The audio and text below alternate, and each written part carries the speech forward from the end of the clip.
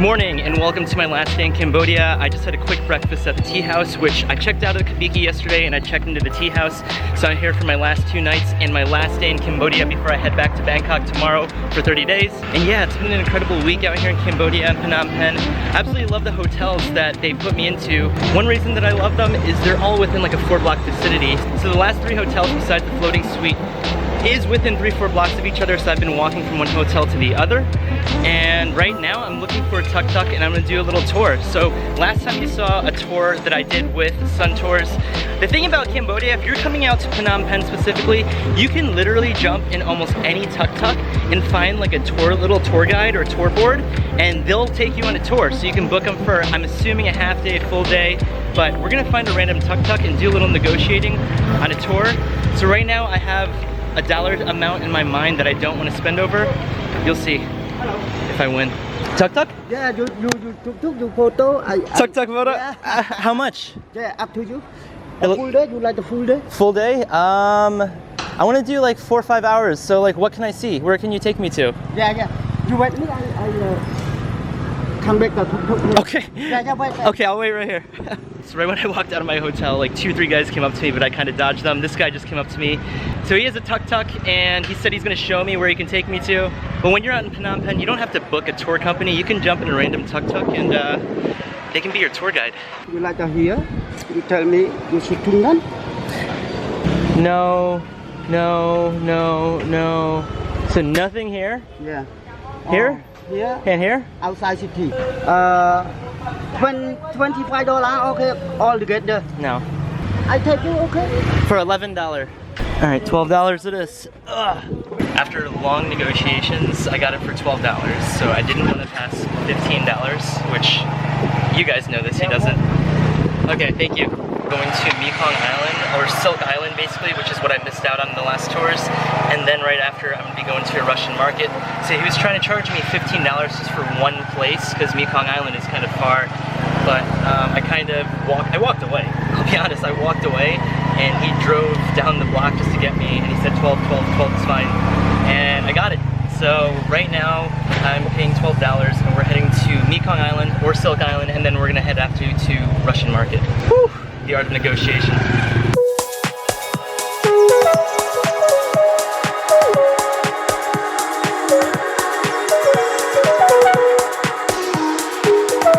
So one thing I love about Southeast Asia, we just crossed the bridge, and right when we crossed it, there's like cows on the right hand side. Literally on the side of the road, there's like goats and some horses. Oh my god, only in Southeast Asia.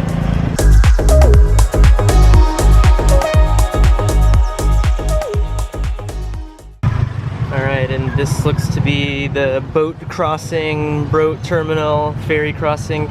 Silk Island, I think, is right back there. $1? Yeah. So it's, there you go, $1 to cross over there. So we just got here and I was wondering why everyone is just kind of sitting in their bikes, sitting in their tuk-tuks. Everyone's waiting over here, and we're basically gonna take our tuk-tuk onto the boat and it's gonna take us to Silk Island. He's enjoying his drink. All right, the boat is here. Cars are coming off the boat right now, and everyone lined up and they're first to jump right on the boat with the motorbikes and the tuk-tuks. This is funny. Ooh, this is some major off-roading. Well, now we're on a boat, so it's definitely off-roading. This is insane. A truck just parked right next to me.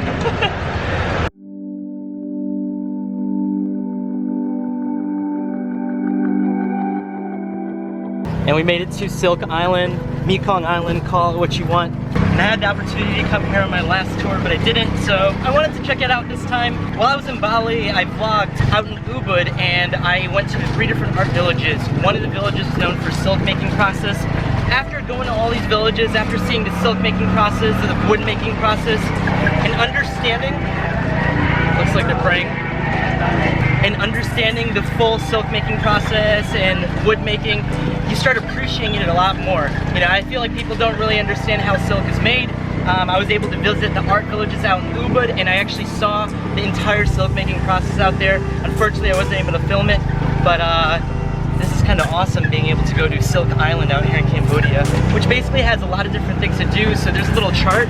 So there's a little chart right over here, and it has so many different things to do, from visiting pagodas, visiting the entire process, seeing the Silk Island community, going to see mulberry trees, silkworms.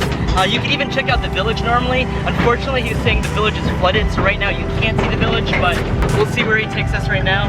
And again, once you visit a place like Ubud, an art village, or I'm assuming Silk Island, you really start appreciating the silk making processes and, let's say, art in general. Woo! How are you today? I'm fine, thank you. Excellent. I'll step out of the tuk-tuk.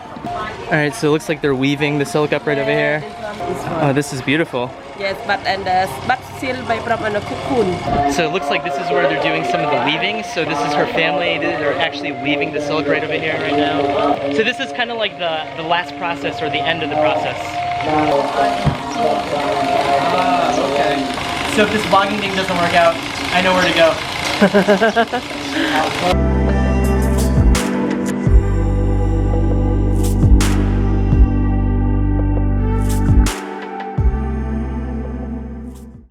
What is this? Yes, one still the same, but for the cut. After for change color, for the change for the green. Green? Okay, wow. Yeah. So after it's cut, it changes color. Yeah, but for me, I work and AP thread. I go on back and 3,000 thread. Hair maker the series weaving, but hair maker make by hand, not machine. Okay.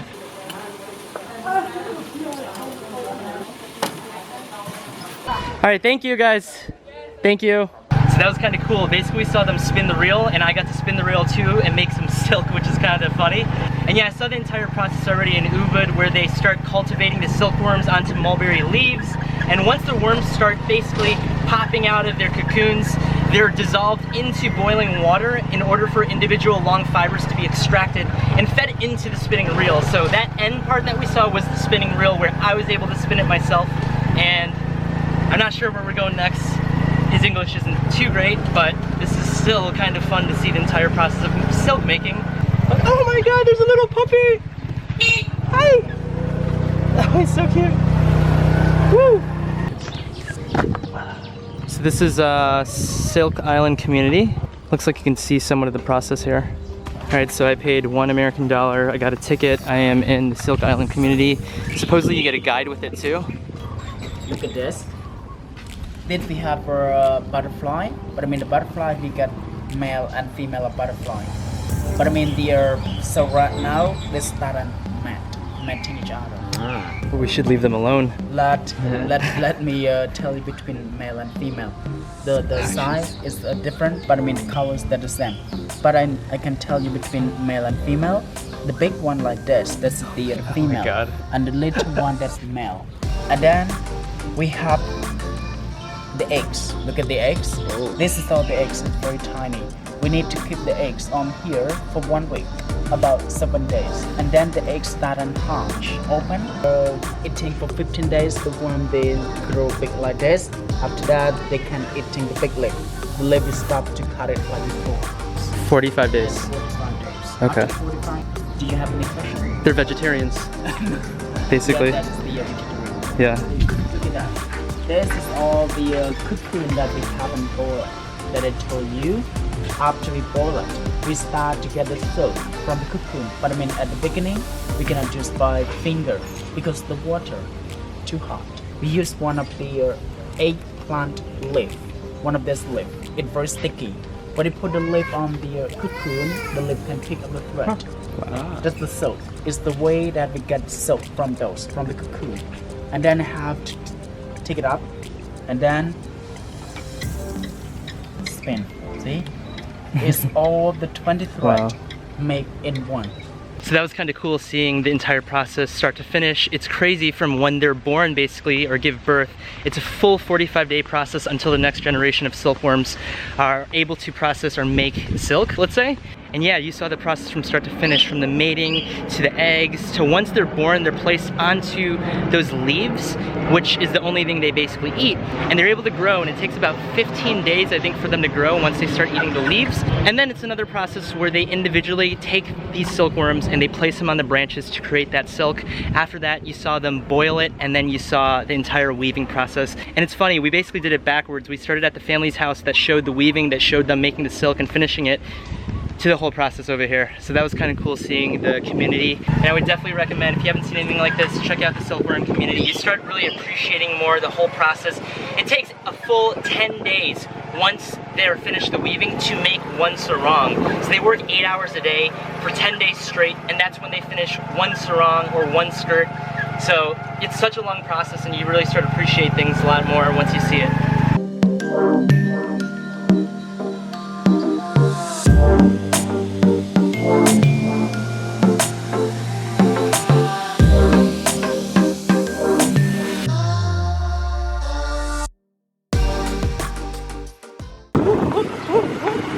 So I changed it up. We're gonna head to Aeon Mall. It's about a 35-minute drive from here. It's more of like an American type mall with different shops, and I'm looking for some I'm looking for some air conditioning right now. One of the main reasons why I switched it up, last time I went to Central Market, and that's kind of like a touristy type shops with a lot of local stalls. This is a normal mall, so I'll show you in Cambodia. They have normal malls too. All right, so after about a 30-minute tuk-tuk ride, I made it to Aeon Mall. Right when you walk in, there's like a Domino's Pizza, and this is one of the premier shopping centers out here in Phnom Penh, supposedly. They have groceries, they have entertainment, they have shopping, they have like Domino's. Wow. I'm actually gonna be here to check out some of the shops that they have and get some food right now, because it's like 12:30 and I am starving. Oh my gosh, they have so many like games that you can win prizes here. It's like partially a fair. Yep, and we're in a mall. We got a Timberland behind me, we got Mango, we got shops galore, and the AC feels good. When you're at a mall like this though, even in Southeast Asia, when you're at a mall like this, a lot of the prices for the items are a little bit cheaper, but they're about the same that you're gonna find in the US, just because this is more of a commercial mall, a regular mall that people would go to, besides like a local street mall or local street stands or anything like that. Oh, pants are like 12 bucks here, shirts are like 15. A little bit cheaper. You can get cell phone stuff here. And speaking of cell phones, I paid $8 for 11 gigabytes of data about 2 weeks ago almost now.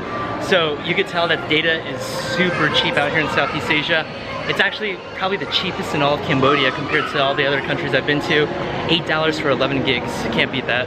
All right guys, and this is one of those rare finds. This is Cambodian food at its best. And this is one of the rarest foods that I found out near Cambodia. This is called KFC. See what I did there? I paid $4.40. I got a chicken leg, I got popcorn chicken, I got french fries, and I got mashed potatoes and a soft drink, which I won't drink all of it because I'm not on my soda kick anymore. And yeah, this is a mall, as you see, with different types of food. There's pizza behind me, I saw sushi, I saw Indian food. There's some Cambodian food, but I decided to go with KFC. One of my favorite Cambodian dishes.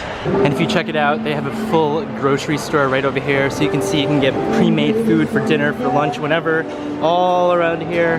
There's sushi right over here, and right back there, it's like a full grocery store. Shampoo, $3.50. Toothpaste, $3.20. Detergent, $2.90. Diapers, $11.90. Cambodia beer, 70 cents. $3.80. 80 cents to have a good time. 4-pack yogurt, 55 cents. Milk, $4.30.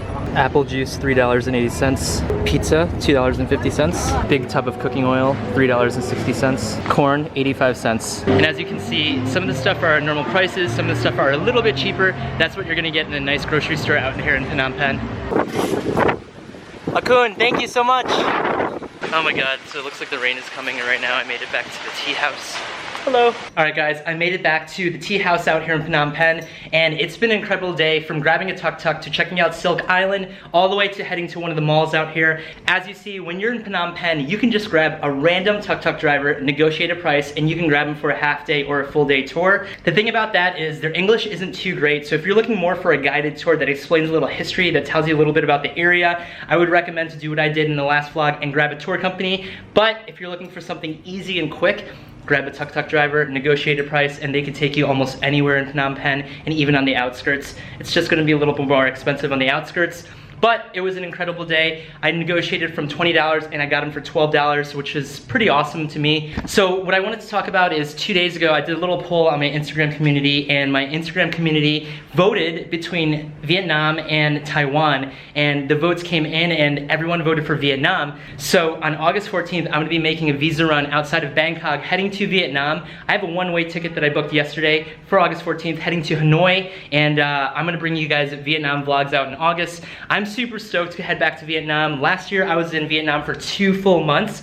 So I want to say I'm pretty familiar with the area, but there's so much more to see. So I'll show you guys a hidden gems, some of my favorite places out in Vietnam. In the last 2 days, I've been working on that Vietnam trip. I bought my flight yesterday. I already bought my visa. So if you're an American, you do need a tourist visa to head to Vietnam. And I've been reaching out to some of the hotels. I'm gonna start reaching out to some tour companies over the next few days to see what I can show you guys, partnering up with hopefully a few of the companies down there, and producing a lot of awesome, fun Vietnam content, Vietnam vlogs, showing you guys prices, food, where to go, what to see, and some of the hidden gems in Vietnam. So thank you guys, if you guys are from the Instagram community, thank you for voting Vietnam. I'm super excited to head to Vietnam next month, and it's one of my favorite countries in the world. But for now, it was an awesome, awesome day out here in Phnom Penh. Today is my last day out here, and what I'm gonna do for the next few hours is gonna relax. I'm gonna reach out to some of the Vietnam businesses and prep some emails out to send in the next couple days, and I'm gonna see where the rest of the night takes me. I know tonight at 7 p.m. there's a big Wimbledon match. Our American, John Isner, made it into the semifinals of Wimbledon. So if you know me by now, I'm a big tennis fan, especially American tennis. I'm gonna be watching that here, but I have something I think I'm gonna go to at around 6 o'clock, which you guys will see in a second. So after a quick nap and a 2-block walk super close to my hotel, I made it to the Skybar at Lumiere. In the Lumiere hotel, basically it's that Skybar that I've been staring at outside of my hotel window for the last night. It looks absolutely beautiful when it lights up at night, and it's on the 14th floor. Supposedly, after doing some review, it boasts some absolutely beautiful panoramic views of the city, some of the best ones of the city, so I'm gonna have to check it out for myself. 14 stories up, let's check out the Skybar.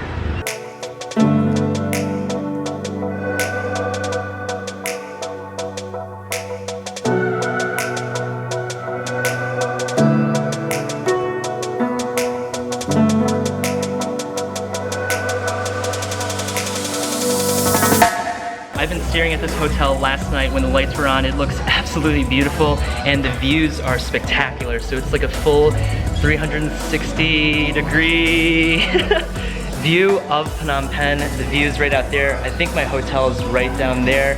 And yeah, I got myself a glass of red. This is like my California side coming out. All right, this burger is so good. It's not just the view, the burger is good. I haven't had a burger in a couple weeks, and this one's definitely hitting the spot. So I got my second glass of wine, and the views are super beautiful out here when the sun is down. Oh my goodness. This is one of the best ways to end your last night in Cambodia. Cheers. Alright guys, that was an incredible dinner with beautiful views of Phnom Penh at the Skybar. I would highly recommend check them out. I'll put the link below in the description, and it has been an incredible week out here in Phnom Penh, starting from the flotation suite all the way to the pavilion, to the Kabiki, to the tea house. It's been an incredible week with MAADS Asia, so I'll put their links below, including links to all the hotels that I stayed out here in Phnom Penh for the last week.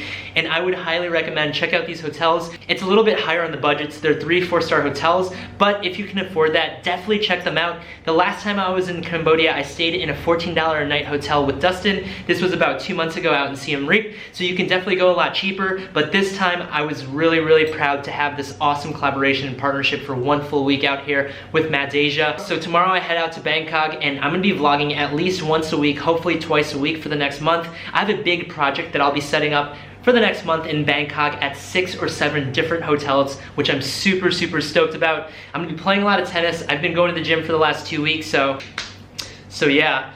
And it's been a great, great time in Bangkok, and I absolutely love Thailand, so I'm gonna head back out there.